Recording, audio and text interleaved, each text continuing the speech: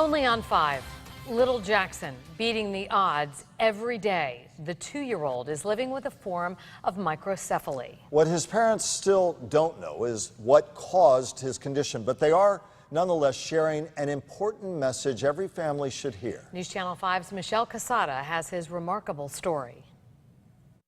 Say hi, baby. He's 2 years old, Hey. weighs just over 13 pounds, Yeah, are you smiling? and is 25 inches long. He's living with only 20% of the brain. That's exciting. Doctors say it's a miracle Jaxon Buell is still alive. He is smiling, he's laughing, he does work on some words. We hear him say mama and dada, which is more like or addy. I love you. Jaxon has microhydroencephaly, a developmental abnormality in the brain that can cause severe microcephaly. Today you're thinking Zika. Right away you think they're all always related, and that's not the case. Doctors are not sure what caused Jaxon's condition. Some say genetics, others believe a lack of oxygen to the brain. Well, when it started off, we found out there was an issue at 17 weeks into the pregnancy, and the technician noticed that his head was behind in growth significantly at that point. And they told us originally it was spina bifida, and then that turned into possibly Dandy Walker syndrome, and then that turned into thinking it was Joe Bear syndrome. When you start off and you get a diagnosis like that, when you're hopeless and you're clueless and you're petrified. Despite their fear, Jaxon's parents never considered terminating the pregnancy. He wasn't in any danger. I wasn't in any danger. And every time we went in for an ultrasound, his heart was beating and he was moving around and you could see his little arms and legs. After Jaxon was born, doctors told Brandon and Brittany their little boy wouldn't make it. And he showed us a normal child's MRI of their brain.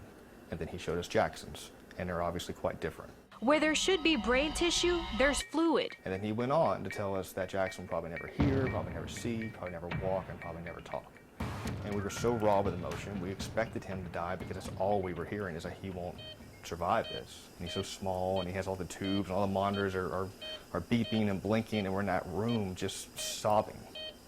As husband and wife, as mother and father, sobbing over our son that we are believing we're going to lose any second, any day.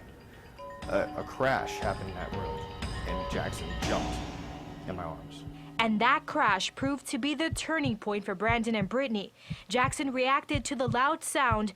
Mom and Dad suddenly had hope. He is so strong, both on the inside and out, and he has never stopped fighting. At his own pace, Jaxon is growing. You want to talk on your telephone? He reacts to noise in the room. He's gaining mobility. He struggles every day with seizures, but he's on medication and does therapy. Are you laughing? No doctor can look at us and say, okay, now in year 3, we expect this, in year 4 or 5, in year 10, because he's already surpassed the original prognosis. So every single day now is just a blessing. Every single day we wake up, we try to celebrate that day with him and celebrate his life. And whatever he wants to do that day, whatever he wants to accomplish, that's already so much more than he was ever given credit for.